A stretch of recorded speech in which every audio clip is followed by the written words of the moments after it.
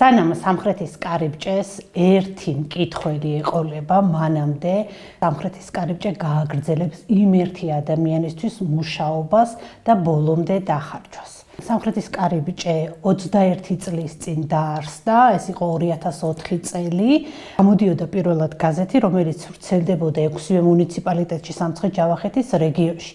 გაზეთი იწყებოდა აქ, იგზავნებოდა თბილისში სტამბაში და სტამბიდან ყოველ ორშაბათ დღეს კვირაში ერთხელ გვეგზავნებოდა თბილისიდან. ჩვენ ხვდებოდით სადგურზე, ვიღებდით ამ გაზეთებს, მოჰქონდა ოფისში, ვაგზავნედით რაოდენობის და მიხედვით ყველა მუნიციპალიტეტში და ვატანდით ისევ სადგურიდან. სოფლის მძღოლებიც გვცნობდნენ და მიჰქონდათ ხოლმე და ძალიან კარგი ურთიერთობა ჰქონდა ამ მძღოლებთან, იმიტომ რომ მათაც უხაროდათ რაღაც ინფორმაცია მიჰქონდათ მოსახლეობასთან და ისინი დიდი სიამოვნებით უსასყიდლოდ უანგაროდ გვეხმარებოდნენ ხოლმე და მიჰქონდათ ეს გაზეთები. დავდიოდით ყოველ სოფელში, ყოველ მეორე დღეს და ხვდებოდით მოსახლეობას, მაშინ არ იყო გზა, არ იყო გაზი, არ იყო დენი, სოფლებში არ იყო სკოლები და მოსახლეობა გვიყვებოდა ამის შესახებ და ჩვენც ვწერდით პრობლემის ერთიანობამ გაუჩინა ამ სოფლის მოსახლეობას მგრძნობელობა და უფრო მეტად გაიცნეს ადამიანებმა ერთმანეთი. რომ ამ ინფორმაციის გაცვლის მთავარი გმირები ვიყავით, მაშინ ეს იყო ჩვენთვის ძალიან მნიშვნელოვანი და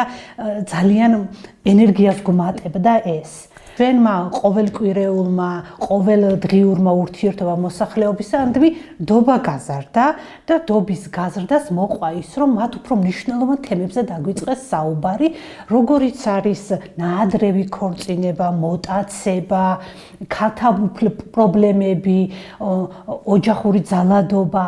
ქალები უკვე ამის შესახებ თამამად ალაპარაკდნენ. დღემდე მოდიან ადამიანები და დღემდე გვიკაკუნებენ და დღემდე უნდათ ინფორმაციის გაგება და დღემდე მოაქვს ჩვენამდე პრობლემები. სანამ ერთი ადამიანიც კი მოვა, ჩვენ ვიმუშავებთ აუცილებლად. მოსახლეობა, რომელიც იღებს ინფორმაციას მხოლოდ რუსულენოვანი ტელევიზიებიდან, არ უნდა დატოვო მარტო რუსულენოვანი მედიის ამარა.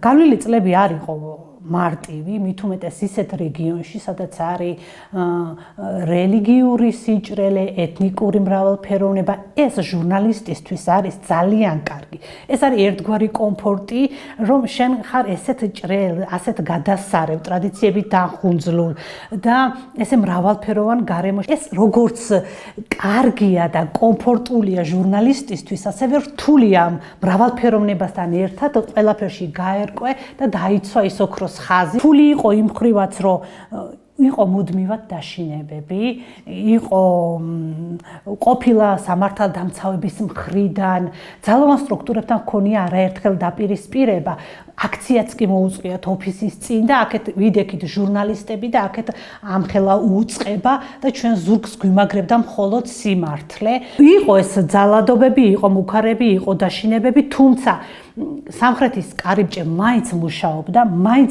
აგრძელებდა მუშაობას და დღეს კიდევ გვაქვს განსხვავებული სურათი, ვიქნებით თუ არა ხვალ, არ ვიცი, დახურვის საფრთხე აქამდე არასოდეს არ ყოფილა, ეხლა კი ნამდვილად გვაქვს დახურვის საფრთხე.